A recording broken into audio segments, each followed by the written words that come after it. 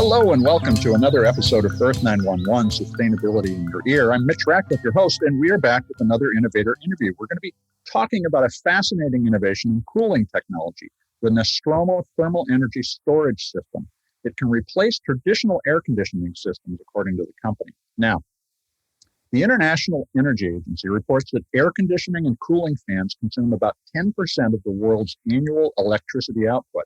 And demand for air conditioning and the need for cooling is only going to continue to grow in the face of the extreme weather that we're facing all over the world, as well as because incomes are rising and people are buying into air conditioning in order to be cool at home. That's happening all over the world.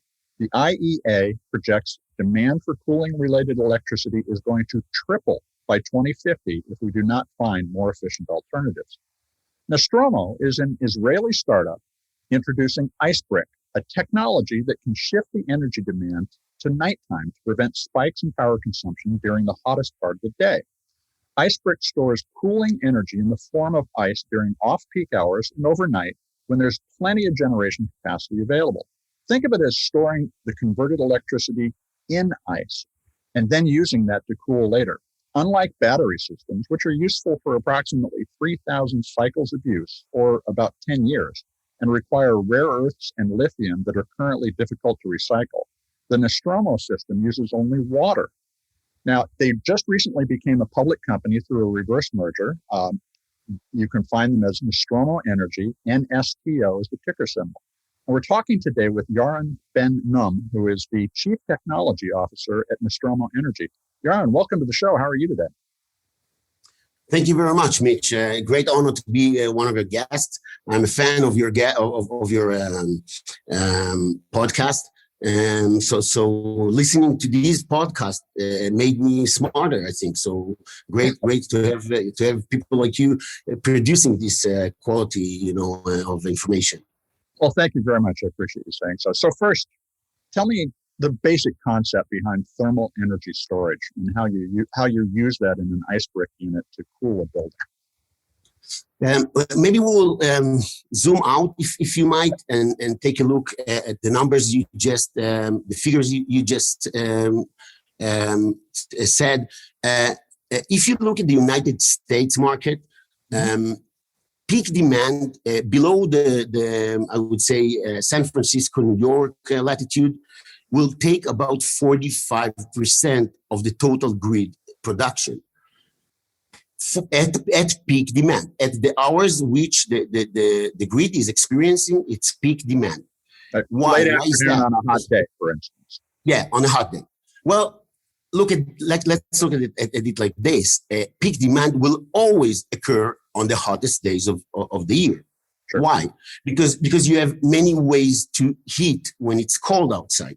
You have natural gas, you have you have woods, you have diesel, you have whatever, kerosene, but electricity. But when it's hot outside, you can cool only with electricity. Therefore, the total peak demand of the United States, coast to coast, will traditionally be about 200 gigawatts higher than the electricity peak demand on the coldest days of the winter. So now let's take aside all the other problems of the grid, and let's put the attention on the peak demand, because peak demand actually determines everything. The momentarily peak demand determines how many production will be needed, how many distribution lines, how many transformation will be needed. Everything is being conducted and planned and executed only by peak demand phenomenon. So peak demand phenomenon is on the hottest days of the year and is being driven dramatically, mainly by cooling systems, and other than thermal comfort systems that like AC units, there are other cooling demands around you, like for production means, and for data centers, and for hospitals, for different procedures. So cooling, the 40% I just mentioned, it's actually more. There are more cooling demands, not under these air conditioning demands, which are taking 40% of the grid. So just to rethink about it, we need storage in enormous and unbelievably big capacity in order to keep on towards 100% renewables.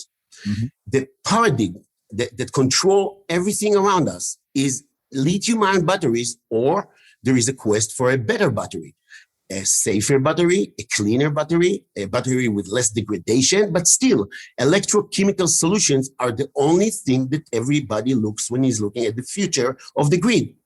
And what we are saying simply, before even talking about our technology, which is less interesting than the phenomenon I'm trying to describe, the biggest need, the most, I would say, sensitive need to be taken care, is not need for electricity. The need for cooling is a need for cooling. Yeah, no, that's not for electricity per se. Yeah, and that is an important point, is that we're talking about a technology and a human need. The human need is to stay cool, and that is expanding. Not expanding only in the United States. Right. The United States is already 90% armed with air conditioning systems. But India, for instance, has merely 10. Mm-hmm. And they say that India will triple the 10% to 30% in the next 20 years. And you can just imagine what is going to happen to the peak demand in India, Malaysia, Indonesia, Philippines, Thailand, all these regions in South America, that air conditioning is not 90% already installed. So world peak demand is going to be tremendously affected by installing new cooling demands and the raising cooling for places like the United States, for more data centers, just for more space, more electronics, and EVs that we did not mention yet, electronic vehicles, which are going to be the next big tsunami. So now we have distributed approaches to heating when we need it.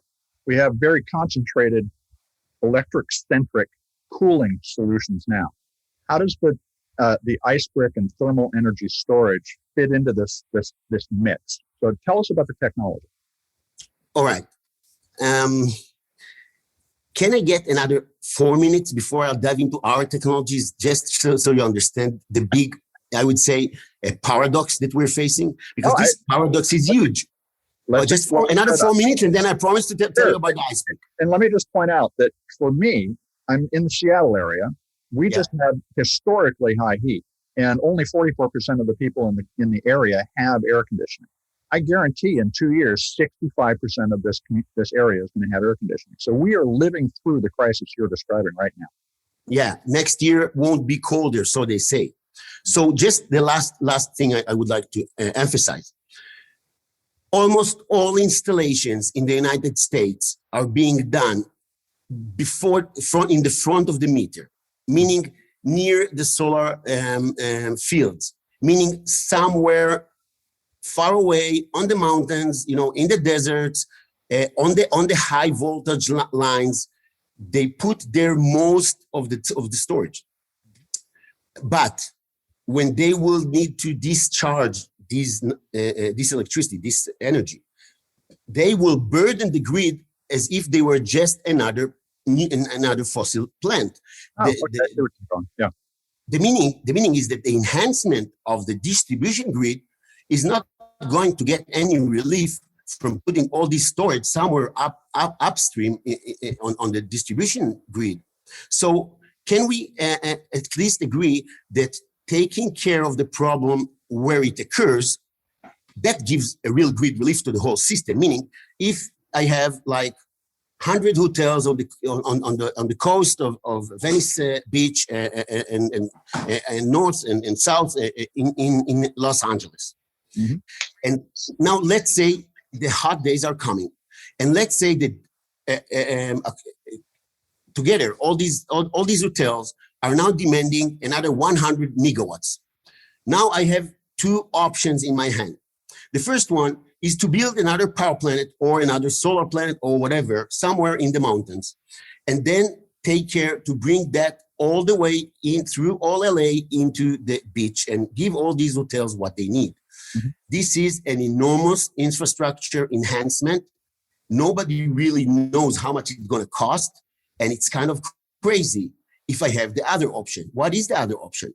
The other option is to put many, many small energy storage units along the seaside, and to store the energy when there is surplus, not only in production, but in distribution and delivery as well, meaning that the current lines can actually give me the energy towards charging, because now it's off peak, and then use it when the peak hour comes. In California, it's 4 p.m. The sunset starts to set.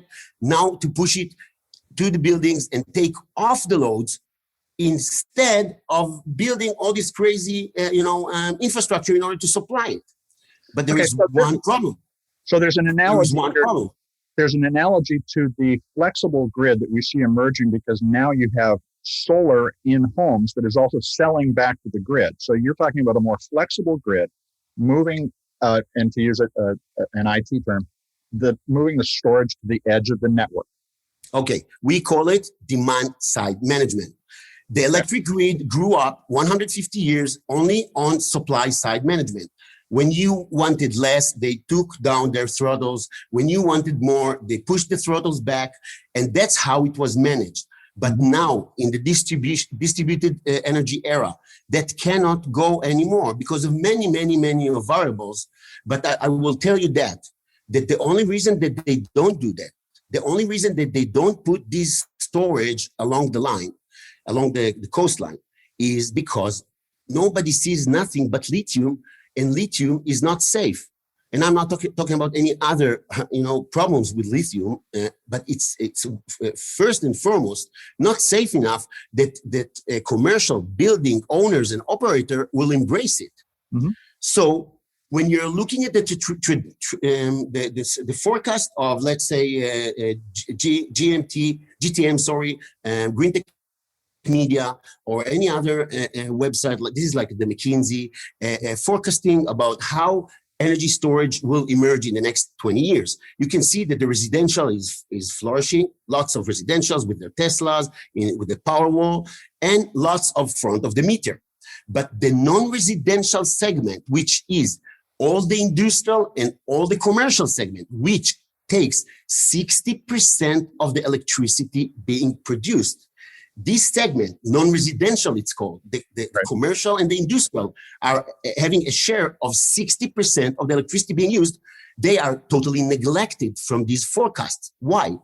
Because nobody can imagine bulks of 2, 3, 4 megawatt hours of lithium-ion batteries sitting in a mall or in a hospital or even in an office building. So now we come into the picture, okay? And we say, stop what you're doing. This is crazy. This is nuts. You should take care of the demand now, not later, because taking care on the demand, controlling the demand, will take off all the needs for new power lines, new production, new whatever.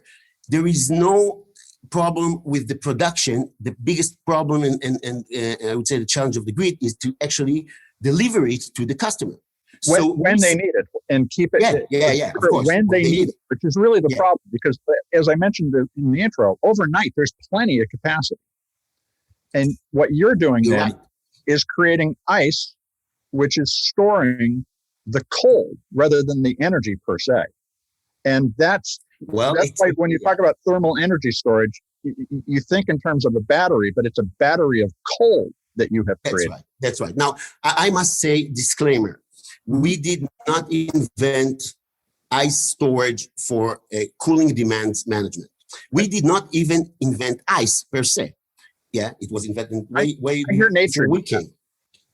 Yeah, but I do have one thing to say about water, tap water, H2O, if you might.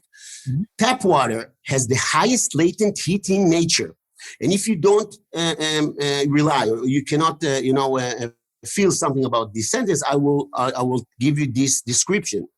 If I would like to melt 1 gram, if I would like to higher in 1 degree of temperature, 1 gram of water, I will have to invest 1 calorie.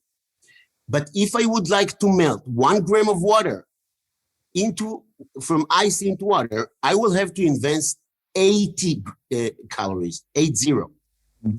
If you think about this sentence, 1 gram to elevate 1 degree of water, of 1 gram of water, 1 calorie.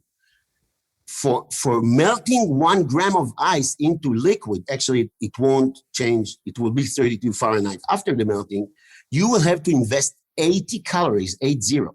This is the secret, one of the secrets. Water has 41 anomalies.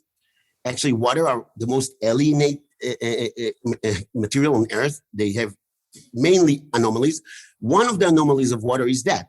So they are very, very, very potent in holding energy in the form of ice when they are moving, changing phase from liquid to solid. This tap water that we have here all over, the safest material on Earth, you can drink it, you can wash yourself with it, you can feed your cats and dogs.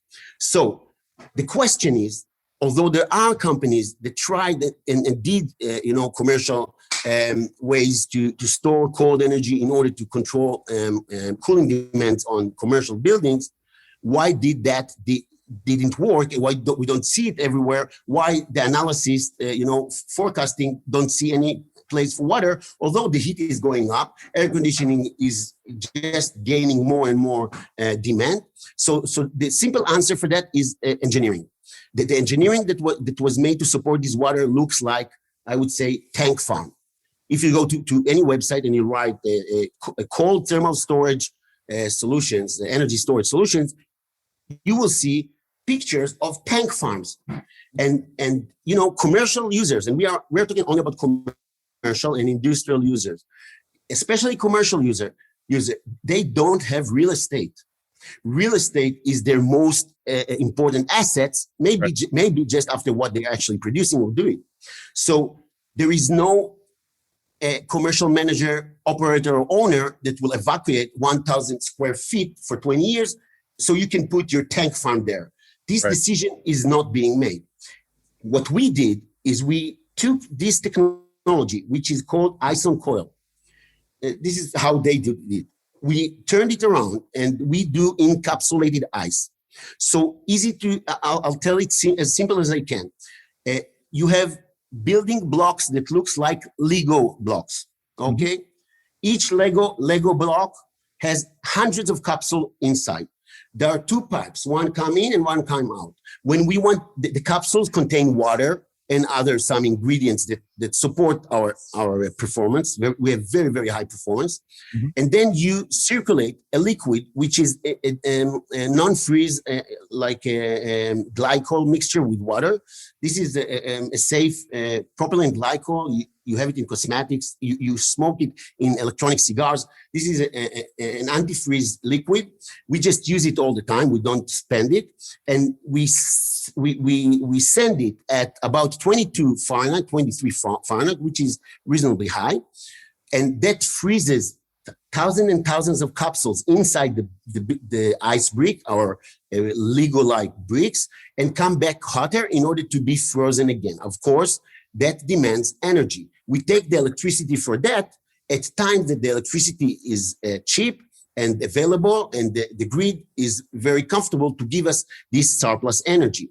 Then the cold energy that has been stored is being kept under heavy insulation. This is a very efficient way to store cold, and we discharge it to the infrastructure of the customer when it's needed. So, and the way that happens is the same glycol mixture flows through, extracts the cold, uses that to cool the building, and that's over the course of the day, the ice might melt, but you've offset the energy demand at the highest demand time of the day, and the most costly, which is the demand charges of on peak at summer. You take these 5 hours, you take care lowering your cooling demands to the max, to the minimum. So the customer gain reduction in his demand charges, which are quite high in Southern California. You can pay up to $40 per each kW of your momentarily peak demand on a chosen month of the summer. So we can, every kW we lower your demand at these hours will gain you $40. So you're saving money, you're cooling your building, you're using less space than you would have to with a traditional tank farm cooling approach. And actually, your site at Nostromo.energy has a really interesting video showing it's a flyover of a group of commercial buildings and the energy demand of each of those buildings. And when you look at it, it's massive in just a few square blocks. Now, when we think about using something like an IceBrick technology on a building like this, it doesn't simply displace the air conditioning. It augments the air conditioning so that if you have a really hot day and for some reason all the ice melted, you'd still be able to turn your air conditioning back on. But this is a way to reduce your demand generally. That's right. Of course, we do not come instead of the existing system. We come as an add-on to the existing system, but then we put so much resilience to the customer. So I'm sure in the next summer, if he had to replace one of his chillers, he would be able to push it away and wait for it. This is because cooling systems by definition are oversized. Mm-hmm. Because of these phenomenon of peak demand, heat waves, one machine is down, so everybody would like to have extra because this became mission critical for hospitals, for hotels, for everybody that uses his building in order to accommodate people. So, what's the capital cost of an IceBrick compared to putting in another air conditioning system? How does overall does this compare to get started? I would say that, I'm talking now about Southern California because they have the best rates, especially San Diego. They will give you the highest revenue generation over the years. So I would say that our system will return itself in the San Diego area below 5 years, 4 years. But then think about it. That comes with other very interesting advantages. The first one is more resilience, like I said. The second one is you can get lead points, up to 10% lead points for doing that. The third one is that you can actually, if you're a big commercial building, like we're doing now in Beverly Hilton. So we are putting there in Beverly Hills a 1.5 megawatt hour system. Mm-hmm. The rolling blackouts around these neighborhoods, soon enough, I hope that the Hilton will get recognized by the LADWP as a mitigator at these times of crisis. And we hope that the neighborhood around the Hilton would be safe from rolling blackouts, because there is no reason to do a rolling blackout if you already took off the biggest problem at the area. So, but I must talk about one more thing, because this is really, really going to be the big next thing. Electric vehicles in the next 5 years are going to burden these nets of hospitals, of malls, of office buildings in a way that everybody will want to enlarge their low voltage capacity.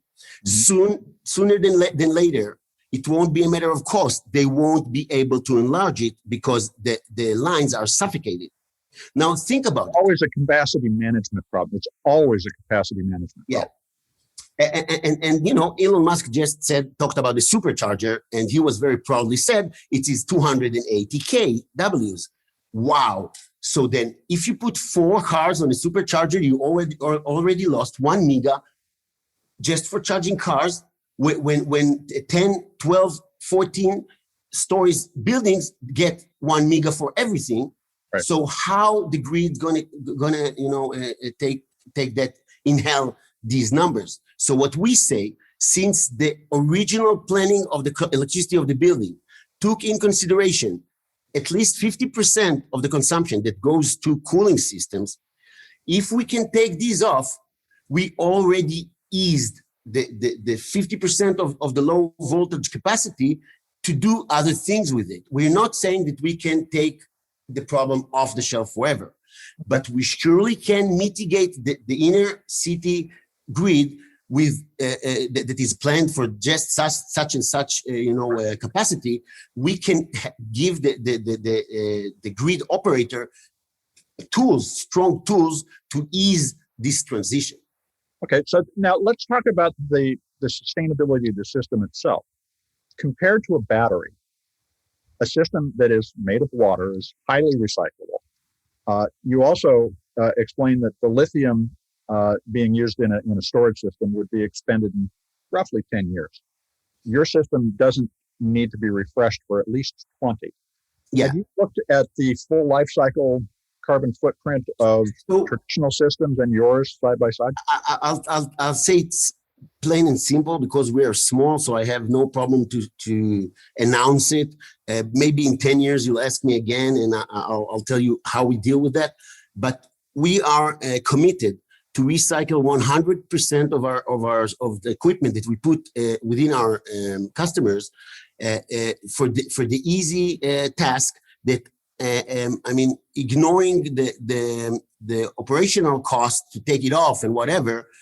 These are metals that can be sent to the market to recycle, and plastics, high grade plastic, that we will take care of them. We won't throw them in the garbage. So we are committed for 100% recycling our system, which is consists of metal, plastic, and water.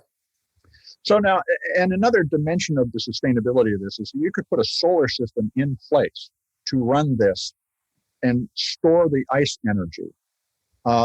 Do you see that as a key component of managing demand in particularly arid areas like the Middle East, for instance? Is this the solution for? You shouldn't go so far to the Middle East. If you go to data centers of Google, Microsoft, Amazon in the hot areas, they are surrounded with solar, but they cannot enjoy this solar after sunset, right, unless they start with the lithium ion and all what that gives you. So 30% of the consumption of these data centers is cooling. We are just about to meet, one of these giants and offer them to make their cooling 100% carbon free, 24/7. And we call it solar ice, making solar while the sun is shining and right, extracting solar power beyond sunset. So cooling demands, especially those who work 24/7, could be totally carbon free and off the grid. Okay, so again, back to capacity management. It's simply a matter of you have generation capacity, you need to use it at different times. The thermal energy storage allows you to transfer that to a human use, getting cold, when you need it, regardless of the time of day. Okay. That's right. Now, in terms of recyclability, you've already said you're going to recycle all of it. What happens with lithium today in a battery? Can you tell us? So this is a $100 billion question, because soon we're going to have mountains and mountains of lithium. And I can tell you the time I've seen some, entrepreneurs going towards this direction. I encourage them. We must take care of the lithium. I think it's still a very hard task. And I really hope that they will manage to deal with all of that as good as it gets. It looks to me that it won't be cheap, because lithium is hazardous, especially when you start to open these batteries. So it have to be handled very, very carefully. And right, nobody really can tell you what it will take in order to make it economical.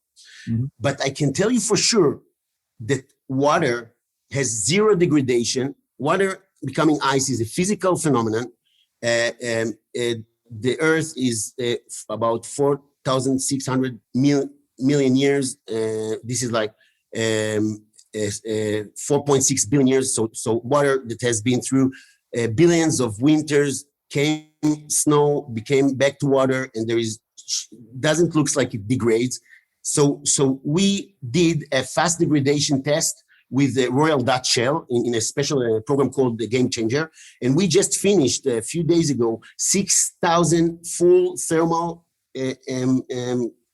freezing and melting of ice in our capsules. Mm-hmm. And I cannot tell you the results because it's not public yet. We are waiting for the certification from Royal Dutch Shell.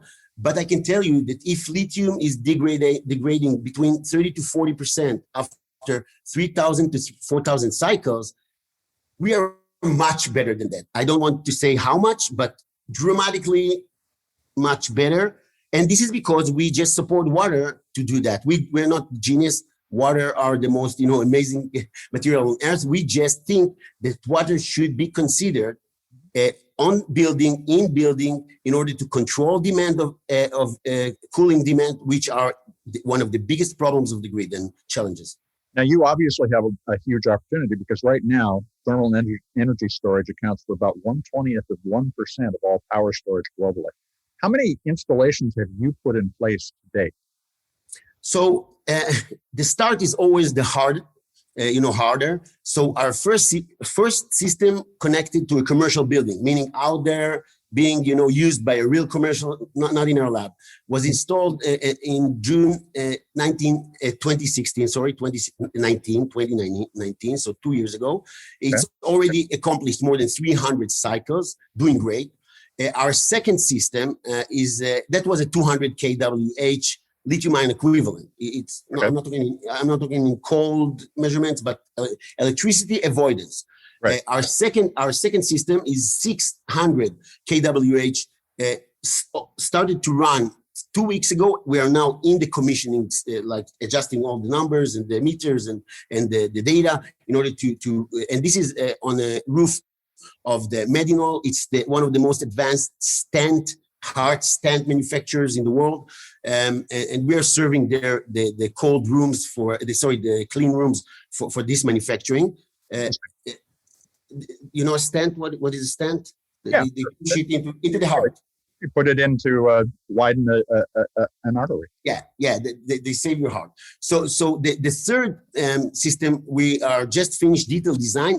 It's called office building on Ventura, on Sherman Oaks, Ventura Boulevard. It's I think 11th floor building in LA, and this is in final detail design, going to complete a city plan check. And I hope that till the end of this year, we're gonna cut the ribbon on the Beverly Hilton, which this system will serve the Waldorf Astoria, because these two hotels are using the same cooling system, and that will be a 1,500 kWh equivalent. So we are going now into the bigger systems.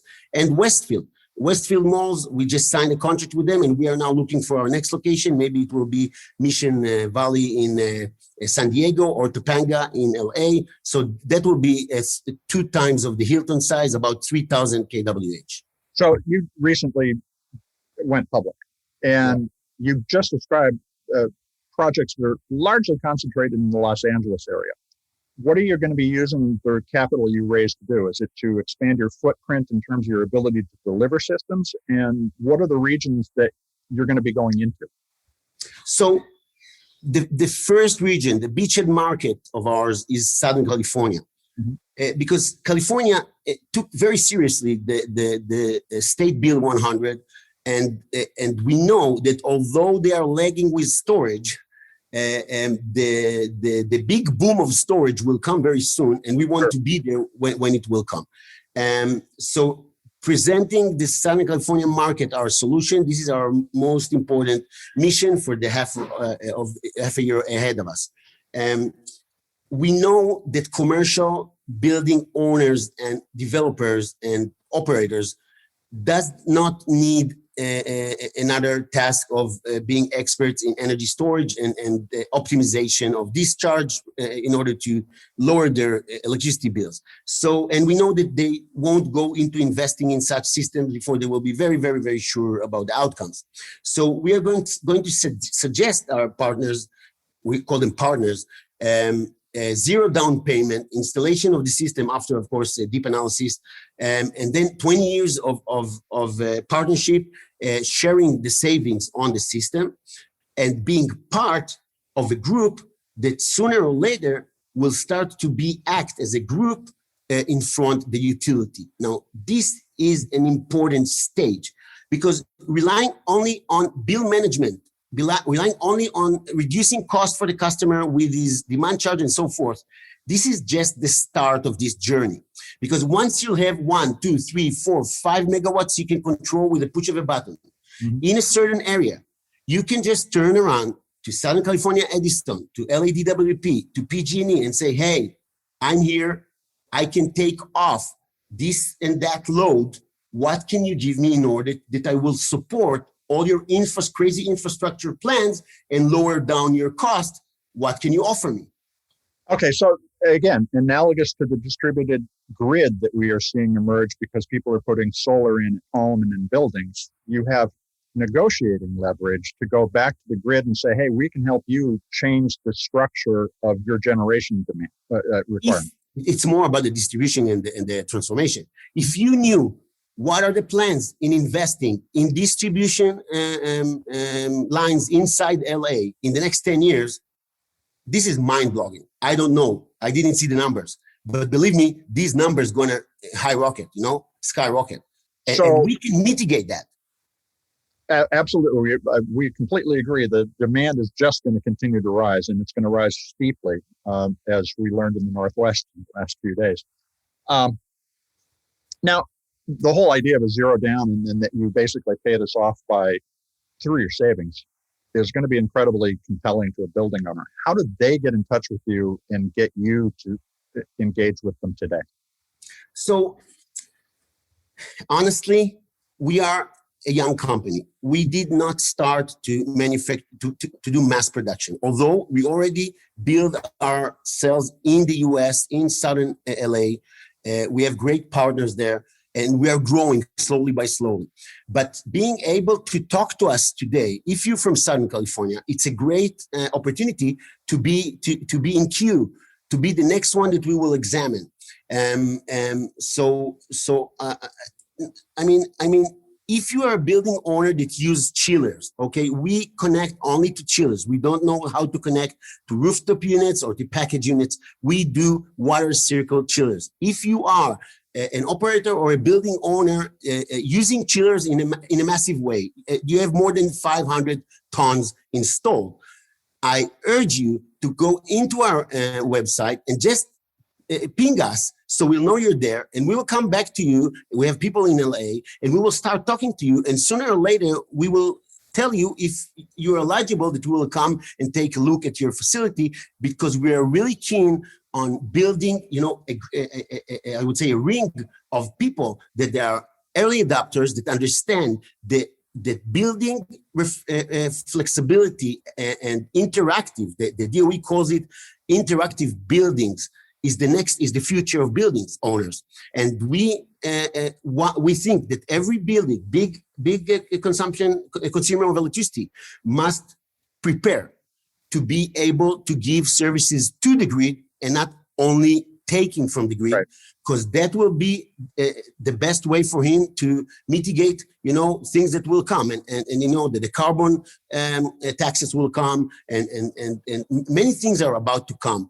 A business owner that will put such a system, which is clean, safe, he will be ready for the next actions that will be taken for sure. Well, you're describing a revolutionary change in the way we think about cooling, and I want to thank you for taking the time to talk with us today. Great. It was a pleasure for me. I will just end with a sentence that the dream of bringing the grid into serenity, into the clean future, into the renewable future, and leaning on hundreds of thousands of metric tons of lithium, to us sounds a little bit, problematic. So we think that there should be other. Well, I'm not talking about practical. Things can be practical, We already showed that many strange things can be practical. But it's not the clean future that we are portraying to ourselves. Well, thank you, Yaron. We appreciate you taking the time, and we want you to come back and keep us up to date on how it's developing. Thank you very much for this call, Mitch. It was a pleasure. Well, we've been speaking with Yaron Ben-Nun, who is the CTO of Nostromo Energy. You can find out more at nostromo.energy. That's not .energy.com, nostromo.energy. And we urge you, especially if you are looking for solutions to cooling a large commercial space, to take a few minutes and look at Nostromo's technology. Folks, we'd really appreciate it if you'd share the podcast, this podcast, or any of our podcasts, to get the ideas flowing. More ideas will lead to less waste. And what we really desperately need to do now is make our economy a lot less wasteful so that we can preserve the prosperity that we do have.